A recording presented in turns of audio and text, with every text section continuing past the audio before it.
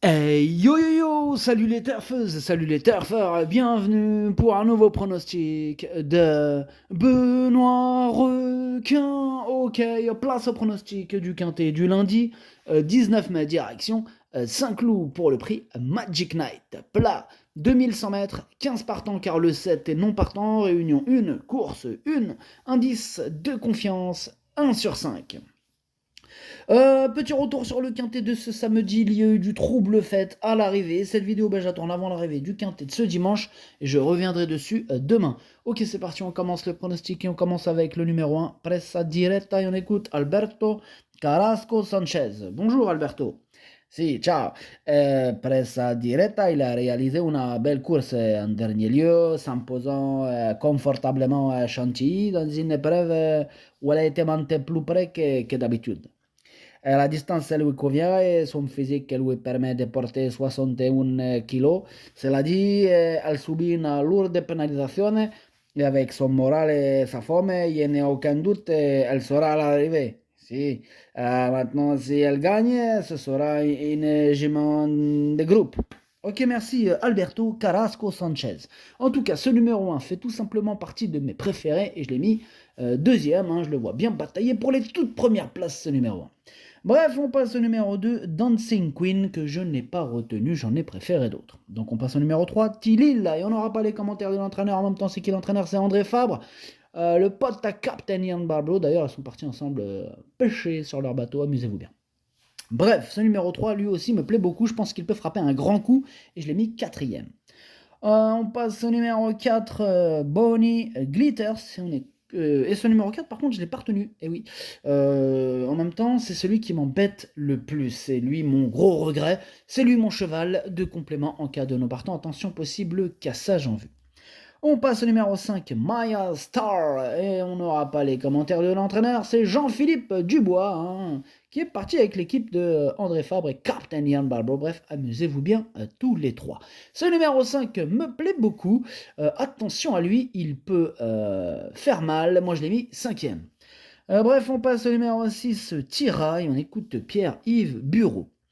Tira est très régulière. Bon, en dernier lieu, c'était peut-être un peu long. Elle devrait continuer à faire une bonne 4 ans. Je pense qu'elle a une bonne chance de finir à l'arrivée d'une course comme ça. En tout cas, je l'espère. Ouais, je l'espère aussi beaucoup puisque c'est mon préféré. Je l'ai installé carrément en tête, donc évidemment je l'espère aussi. Bref, on passe au numéro 7 et on l'a dit tout à l'heure, il est non partant. Donc on enchaîne sur le numéro 8, l'Airfall. On écoute Yann Lerner.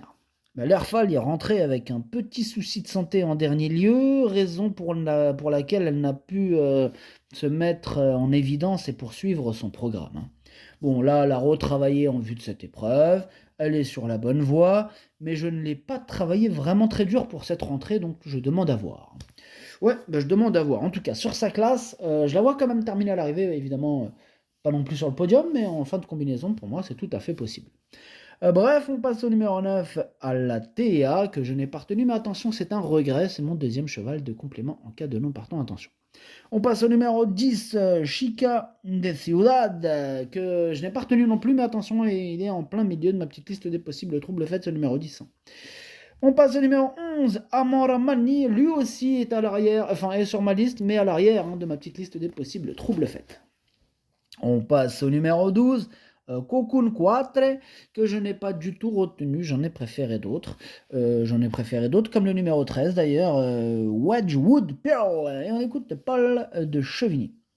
Wedgwood Pearl s'est montrée intraitable dernièrement pour son retour sur le gazon. Elle m'a étonné car si je pensais la voir bien courir de là à gagner de cette manière, il y avait une marche à franchir. Bon alors lundi on monte de catégorie avec une pénalité et sans la décharge. Mais bon, au regard de sa dernière sortie et de sa forme actuelle, j'ai hâte de la voir dans cette confrontation. Eh bien, merci Paul de Chevigny, c'était très détaillé, on te remercie tous. Bref, ce numéro 13 me plaît bien, je l'ai gardé, mais en toute fin de combinaison. On passe au numéro 14, Summer Breeze, que je n'ai pas retenu, mais attention, c'est lui le chef et le capitaine de ma petite liste des possibles casseurs de tickets repérés, attention. On passe au numéro 15, Melbora, et on écoute Elias Miralides.